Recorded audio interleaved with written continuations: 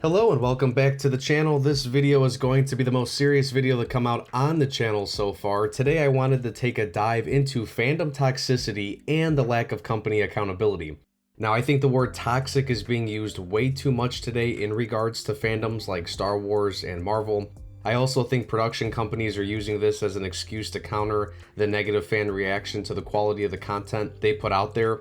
Now, I do believe that toxicity does exist out there, and unfortunately, racism and sexism never cease to exist. So I'm going to touch on some of that as well and stick up for a few people. But quickly, before I get into this, I just want to say, be sure to like the video, subscribe to the channel for more. Also, check out the other videos I've come out with, and you can follow me and interact with me on Twitter and TikTok as well. For both of those platforms, just look up analyze_this_YT and you'll find me and my content there. So first we need to address YouTube and content creators. Now YouTubers lately have been getting a lot of flack for giving their takes on situations related to Hollywood, the gaming industry, and really whatever field of content or industry that they cover.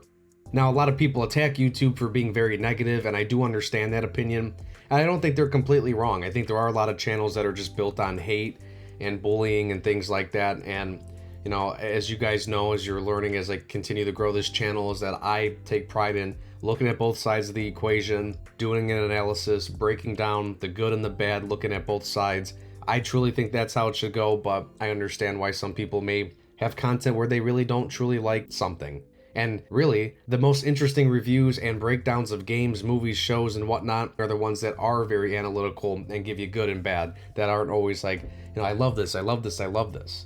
Now, in regards to the Star Wars and DC fandoms, I think those fandoms have the right to be upset with some of the decision making being done within these companies. I can't speak a lot on DC, but I can speak a lot on Star Wars. Disney and Lucasfilm royally screwed up the sequel trilogy. That's why fans are upset. They are upset that the egos of big shots like J.J. Abrams and Rian Johnson couldn't play nice and work together on a cohesive story that would wrap up the Skywalker saga, the holy grail of Star Wars.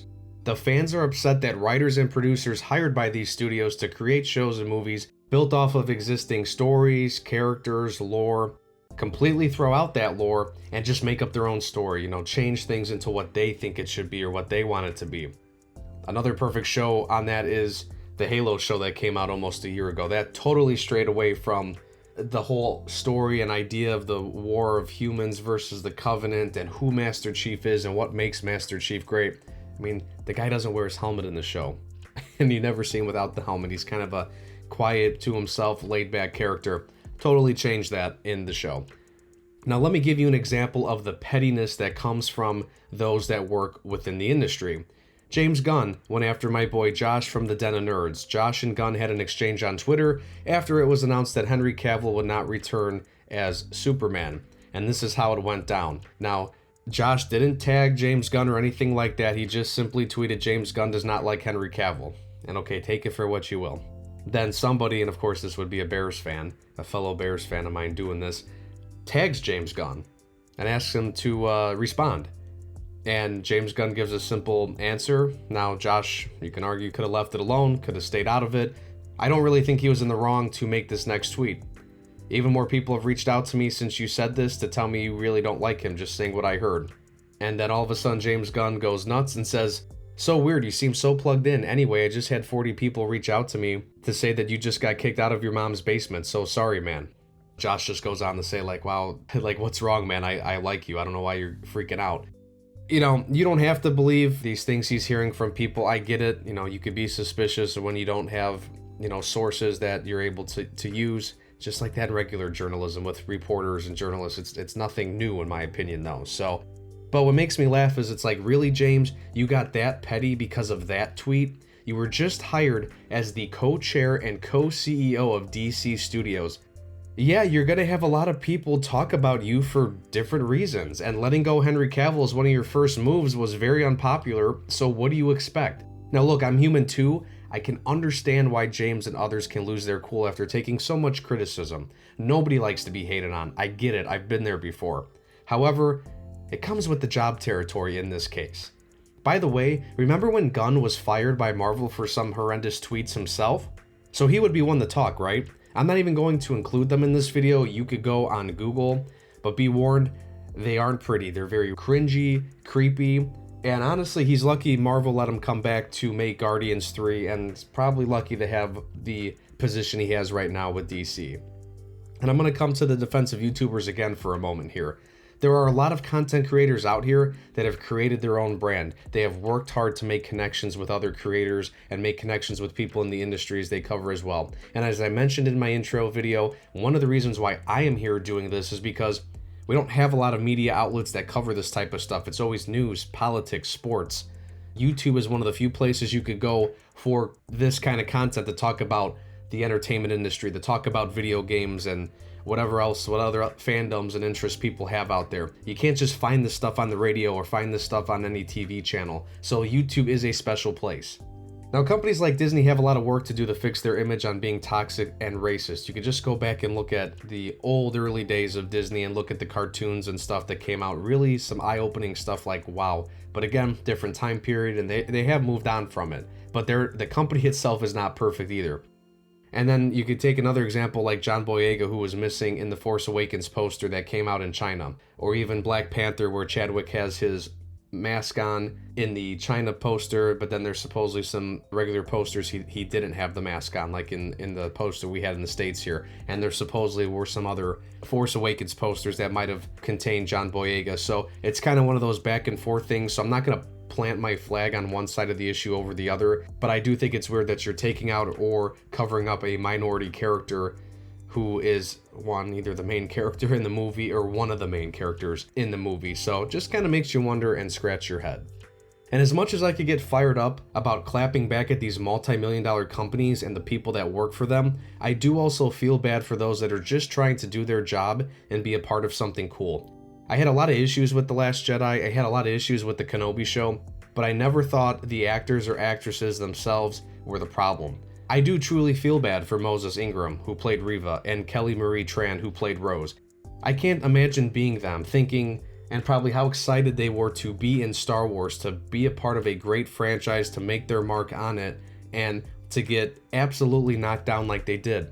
Now, I do think the writers and the producers themselves didn't do a great job to set them up for great success either, but there is an idiotic, toxic group of people that, for whatever reason, can only review and analyze things by making racist and sexist remarks. So yeah, I wish those idiots didn't exist out there so we can have fair discussions on whether or not a show or a film is good.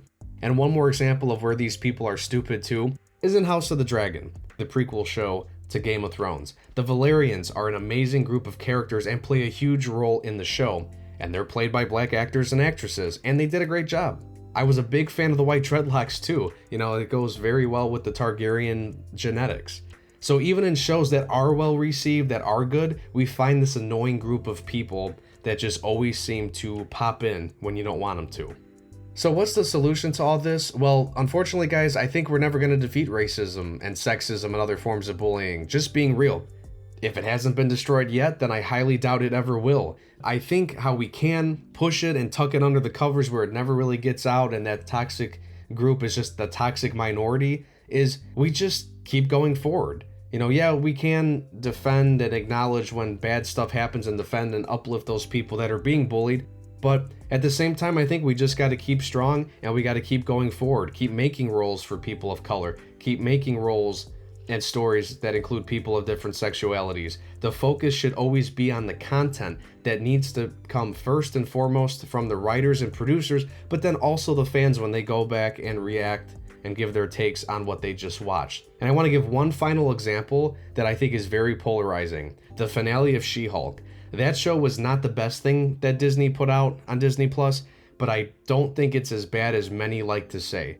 I thought the show was chill and enjoyable at some parts, which I think was really the intention. It wasn't supposed to be a hard-hitting show that was going to be for the next phase and introducing Kang or whatever. It's a fun, lighthearted show. I get why people want better stories. I can understand that, but I don't think it's the end of the world to be like, oh, Marvel's, screwed now, like some people think. Maybe that's a video for another time. However, the finale sucked in my opinion, and for some reason they decided to attack themselves. They attacked their own branding and their own content. They made fun of the company for always having plot stereotypes in superhero shows and movies. Then they poked fun at Kevin Feige too. Now the Kevin robot was a funny jab, but again, I find it weird how the writers decided to make fun of their own success. Like, hey, I wish Star Wars was run as successfully as Marvel has been for the last 10 plus years. I wish Kevin Feige was running Star Wars, or a Kevin Feige type, which I think that's Dave Filoni, but they just let him create content. They don't let him have the final say on things, which I wish him and John would be allowed to do that. And get this, if you want to make a show different and have a different ending, well, just write some new unique ending to the show then. What they did instead was lame and unfulfilling. They basically just skipped past the conflict and boom, we're having a nice picnic at the end. Writing a show that focuses on attacking yourself and attacking annoying fans over focusing on creating something fun, dynamic, and exciting is just not the way to go. You just feed into the hate and toxicity and brew that evil potion again in the cauldron that spewts out the toxicity and all these arguments on the internet and whatnot again. If you want to make a new norm, well, just act normally as you do it. Just keep going forward with making this content. We have diverse casts, we have diverse stories. It's all great. People will appreciate it more if the content itself makes more sense and is really more thought out and it's exciting and it's something new. And you just keep going forward, and that annoying toxic minority, you just keep leaving them off the side of the road and you keep traveling down, and you look in the mirror and they shrink in the distance. Unfortunately, they're never going to be gone, but they shrink in the distance and you leave them as a toxic minority. I hope this makes sense, guys. This is just my take on the situation. Thanks for checking out the video. Be sure to give it a like. Be sure to subscribe. And again, you could follow and interact with me on Twitter and TikTok as well. Thanks, guys. Take care.